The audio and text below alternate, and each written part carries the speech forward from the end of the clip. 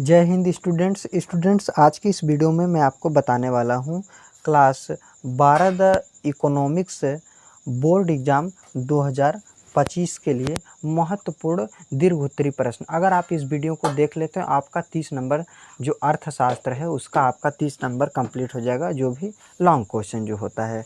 तो अगर आप हमारे चैनल पर नए हैं तो चैनल को सब्सक्राइब कर दीजिए। देखिए क्या है, class 12 the economics board exam 2025 यह आपका कौन सा रहेगा? यह आपका क्वेश्चन नंबर 1 रहेगा। फिर अगले वीडियो में क्वेश्चन नंबर 2, क्वेश्चन नंबर 3, इसी तरह से 20-25 क्वेश्चन जो लॉन्ग क्वेश्चन आते हैं उनको करा दिया जाएगा। कक्षा 12 अर्थशास्त्र के महत्वपूर्ण दीर्घ या विस्तृत उत्तरीय प्रश्न। कितने शब्दों में? 300 शब्दों में आपको लिखना पड़ता है। प्रश्न संख्या 25, 26, 27 पर यह क्वेश्चन पूछा जाएगा। 10 नंबर का एक प्रश्न, 10 नंबर का एक प्रश्न, 10 नंबर का एक प्रश्न, इसी तरह से 10 प्लस 10 प्लस 10 3 प्रश्न पूछे जाएंगे 10-10 नंबर के। 30 नंबर आपका पक्का हो जाएगा। अगर आप इस वीडियो को देख लेते हैं 30 नंबर आपका पक्का हो जाएगा। तो देखिए यह प्रश्न जो है 2017, 2018, 2019, 2020, 2022, 22 के बाद 2023, 2024, 21 क्यों नहीं लिखा गया? क्योंकि 21 में एग्ज़ाम ही नहीं हुआ था। तो देखिए मेरा चैनल है उसको छोड़िए, आप देखिए यहाँ पर आपको करना है यूपी बोर्ड एग्ज़ाम 2025 के लिए यह प्रश्न रहेगा। और यह प्रश्न किसी न किसी सेट में हर साल पूछा जाता है। और देखिए जो यूपी होता है, यूपी उत्तर प्रदेश है, यहाँ पर कितने 7 सेट बनाए जाते हैं। 7 सेटों में से कोई ना कोई सेट आपके किसी न किसी सेट में यह क्वेश्चन आ सकता है। तो इतनी बार यह क्वेश्चन पूछा गया है। तो अगर आप चाहते हैं आपका अर्थशास्त्र में 100 में 100 नंबर आए पूरा के पूरा, तो चैनल से जुड़े रहिए। 95% प्लस या 95% प्लस रिजल्ट आपका बनेगा। बस आप हमारे चैनल से जुड़े। मेरा channel Amit study STUDY centre CENTER centre 99 मेरा चैनल है। आप मेरे चैनल को सब्सक्राइब करके चैनल से जुड़े रहिए ताकि आपके लिए इसी तरह का वीडियो मैं हमेशा लाता रहता हूँ। तो यह लॉन्ग क्वेश्चन दीर्घोत्तरी प्रश्न क्वेश्चन नंबर 1 रहेगा।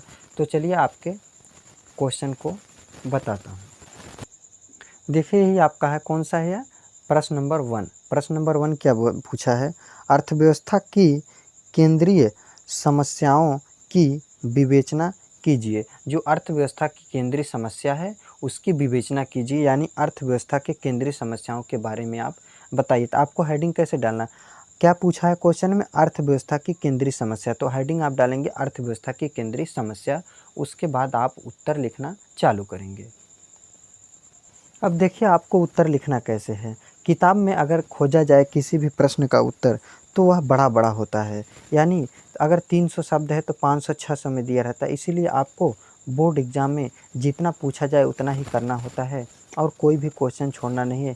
मैं आपके लिए एक वीडियो ऐसा लाऊंगा जिसमें आपको बताऊंगा कि बिना पढ़े, चाहे अर्थशास्त्र हो, इतिहास, भूगोल, नागरिक शास्त्र, कैसे एग्ज़ाम को पास करें और उस कॉपी को कैसे लिखें कि जो क्वेश्चन ना आए उसका भी आंसर लिख लें, और अगर नहीं याद है तब भी बनाकर लिख लें। उस पर वीडियो अलग से आएगा। तो ये आपका लॉन्ग क्वेश्चन रहेगा, मतलब दीर्घोत्तरी प्रश्न। इसी तरह से जो भी इंपॉर्टेंट क्वेश्चन रहेंगे दीर्घोत्तरी सभी प्रश्नों को करा दिया जाएगा। दीर्घोत्तरी प्रश्न से मैं पहले शुरुआत क्यों किया हूँ? क्योंकि जब आप दीर्घोत्तरी प्रश्न को हल कर लेंगे तो दीर्घोत्तरी के बाद लघु उत्तरी आएगा तब भी आप कर सकते हैं, अति लघु उत्तरी आएगा तब भी कर सकते हैं, बहुविकल्पी आएगा तब भी, क्योंकि सभी क्वेश्चन लॉन्ग क्वेश्चन के दीर्घोत्तरी प्रश्न के अंदर ही आते हैं, कोई इससे ऊपर नहीं आता, यही लास्ट होता है। इसीलिए बड़े प्रश्नों को आप अगर पढ़ लेंगे, याद कर लेंगे, तो छोटा आपके लिए एकदम हलवा, एकदम आसान हो जाएगा। तो प्रश्न क्या पूछा था कि अर्थव्यवस्था की केंद्रीय समस्याओं की विवेचना कीजिए। तो उत्तर आपको लिखना है और हेडिंग क्या डालना है?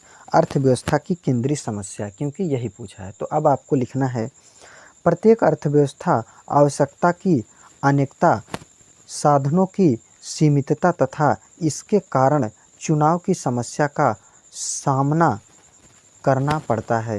ये कह रहा है कि कोई भी साधन हो, किसी चीज़ को कैसे उपयोग किया जाए, कितना उपयोग किया जाए, कितनी मात्रा में किया जाए, तो उसका क्या करना पड़ता है? उसका उसका चुनाव करना पड़ता है कि हम कैसे उसका चुनाव करें कि हम किसी चीज़ को कितना, कितनी मात्रा में कैसे उपयोग करें। अगर हमारे पास कम पैसे हैं तो कम पैसे में ही अपना काम कैसे चलाएं, सभी सामान को कैसे खरीदें, यह कहने का इसका अर्थ है। इससे संबंधित समस्याओं को अर्थव्यवस्था की केंद्रीय समस्या कहते हैं। तो इन सभी, जैसे कोई साधन हो गया, किसी को सीमित मात्रा में क्या उपयोग करना है, तो किसी चीज़ का हम चुनाव जब करते हैं कि इसका कैसे उपयोग करें, कितना करें, कितनी मात्रा में करें, पैसा कम है तो इतने ही पैसे में कैसे पूरा सामान लें, तो ऐसी अगर स्थिति आ जाए, कहीं पर ऐसी समस्या हो जाए चुनाव करने की, तो उसी को अर्थव्यवस्था की केंद्रीय समस्या कहते हैं। ठीक, उसके बाद लिखना है, इसे हम 4 भागों में बांट सकते हैं जो निम्न है। इसे 4 भागों में बांटा जा सकता है जो निम्न है। पहला क्या है, क्या उत्पादन किया जाए, क्या उत्पादन किया जाए। मान लीजिए आपका खेत है या कोई भी आप खेती करते हैं, तो क्या उत्पादन किया जाए, यह आपके लिए समस्या होती है कि हम क्या उत्पादन करें। दूसरा है, कितनी मात्रा में उत्पादन किया जाए, कितनी मात्रा में उत्पादन किया जाए कि यह लिमिट मात्रा में, सीमित मात्रा में ही हो और ज़्यादा असीमित ना हो जाए, तो ऐसा समस्या होता है। तीसरा है, वस्तुओं का उत्पादन कैसे किया जाए, आखिर किसी भी वस्तु का, किसी भी फसल का उत्पादन, किसी वस्तु को कैसे बनाया जाए, उसका उत्पादन कैसे किया जाए, तो उसके बारे में हमें समस्या होती है। कैसे किया जाए, तो उसके बारे में जब हम जानेंगे तभी तो करेंगे, इसका मतलब नहीं जान रहे तो हमारे लिए क्या एक तरह की समस्या है। चौथा है, उत्पादन किसके लिए किया जाए, आखिर उत्पादन किसके लिए किया जाए, किसके लिए किया जाए, तो उत्पादन किसके लिए किया जाए, तो इसके बारे में भी आपको जानकारी होना चाहिए कि उत्पादन किसके लिए किया जाए। तो ये रहा आपका अर्थव्यवस्था की केंद्रीय समस्या, और ये रही आपका क्या, जो निम्न प्रकार है। निम्न प्रकार से हमको क्या करना पड़ता है, समस्याओं को, इसे हम 4 भागों में बांट सकते हैं। जो केंद्रीय समस्या है उसको 4 भागों में बांटा जा सकता है, और यही 4 भाग है। अब आगे हेडिंग आपको डालना है। अब यहाँ पर समस्या यही है, तो क्या उत्पादन किया जाए, अब यहाँ से शुरू किया जाएगा। आपको बोर्ड एग्जाम में भी इसी तरह से यह सभी चीज़ें लिख देना है, चारों चीज़ें। पहला नंबर पर है कि पहला नंबर हेडिंग डालना है, क्या उत्पादन किया जाए। इसी तरह से हेडिंग डालना है और इसे डैश देना है, जिसको योजक चिन्ह कहा जाता है, क्या उत्पादन किया जाए। तो देखिए, अर्थव्यवस्था को सर्वप्रथम यह तय करना होता है कि देश में किन किन वस्तुओं का उत्पादन किया जाए। कि अर्थव्यवस्था को पहले सर्वप्रथम क्या, सबसे पहले यह तय करना होता है अर्थव्यवस्था को कि हम देश में किन वस्तुओं का उत्पादन करें, हम क्या वस्तु बनाएं, किस वस्तु को, कि कौन सी वस्तु का हम उत्पादन करें, यह सबसे पहले तय करना होता है। तो देश आवश्यकता के अनुरूप इस विषय पर निर्णय लिया जाता है। किसके, जो देश है, देश की आवश्यकता, यहाँ पर क्या होगा, देश के आवश्यकता के अनुरूप, देश की क्या आवश्यकता है, देश को कितना उत्पादन करने की ज़रूरत है, किस वस्तु को कितना उत्पादन करने की ज़रूरत है, उसी प्रकार क्या लिया जाता है, इस पर निर्णय लिया जाता है। जितना ज़रूरत होता है उसी हिसाब से किसी भी वस्तु का उत्पादन किया जाता है। दूसरे नंबर पर आपको लिखना है, कितनी मात्रा में उत्पादन किया जाए। किसी भी वस्तु का कितनी मात्रा में उत्पादन किया जाए। तो उत्पादन मतलब एक तरह से जान लीजिए किसी भी वस्तु को उगाना। ठीक, प्रत्येक अर्थव्यवस्था को यह निर्धारित करना पड़ता है कि वह एक ही प्रकार की वस्तुओं का उत्पादन करे या दूसरे प्रकार की वस्तुओं का भी उत्पादन करें।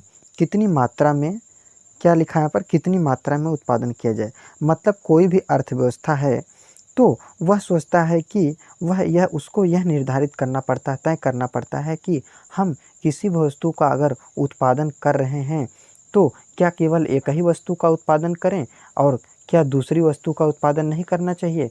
तो वस्तुओं का उत्पादन करें या दूसरे प्रकार की, तो यह तय करना होता है कि हम एक ही प्रकार की वस्तुओं का उत्पादन करें कि दूसरी भी प्रकार की वस्तुओं का उत्पादन करें। तो उत्पादन जो करना पड़ेगा वो तो कई प्रकार की वस्तुओं को उत्पादन करना पड़ता है, और कितनी मात्रा में उत्पादन करना पड़ता है यह भी तय करना होता है। किसके अंतर्गत, अर्थव्यवस्था के अंतर्गत। यही इसका कहने का अर्थ है कि प्रत्येक अर्थव्यवस्था को यह निर्धारित करना पड़ता है कि एक ही प्रकार की वस्तुओं का उत्पादन करें या दूसरे प्रकार की वस्तुओं का भी उत्पादन करें। तो यही क्या करना पड़ता है, इन समस्याओं से भी निपटना पड़ता है और इनको ध्यान में रख कर ही किसी देश की अर्थव्यवस्था को चलाना पड़ता है। अब तीसरी हेडिंग डालना है, वस्तुओं का उत्पादन कैसे किया जाए। कि आखिर किसी वस्तु का उत्पादन कैसे किया जाए, किसी वस्तु को कैसे बनाया जाए। किसी वस्तु का उत्पादन कैसे किया जाए, किसी वस्तु को कैसे मतलब उगाया जाए तो या बनाया जाए। तो कंपनी में बनाया जाता है और खेत में उगाया जाता है। केंद्रीय समस्याओं में यह भी तय किया जाता है कि निर्धारित वस्तुओं का उत्पादन कैसे किया जाए, कैसे किया जाए कि जो वस्तु निर्धारित की गई है, बताया गया है अर्थव्यवस्था के द्वारा, तो उसको हम उत्पादन कैसे करें। अर्थात यदि देश में कुशल श्रमिकों की उपलब्धता है तो श्रम प्रधान तकनीकी, और यदि उनकी उपलब्धता नहीं है तो पूंजी प्रधान तकनीकी का प्रयोग किया जा सकता है। कि वस्तुओं का उत्पादन कैसे किया जाए, इसका समस्या क्या है कि अगर मान लीजिए कह रहा है कि किसी वस्तु को केंद्रीय समस्या में भी यह भी तय करना पड़ता है कि कितना उत्पादन जो निर्धारित किया गया है उसका उत्पादन कैसे किया जाए, जो निर्धारित किया गया है कितना ही उत्पादन करना है।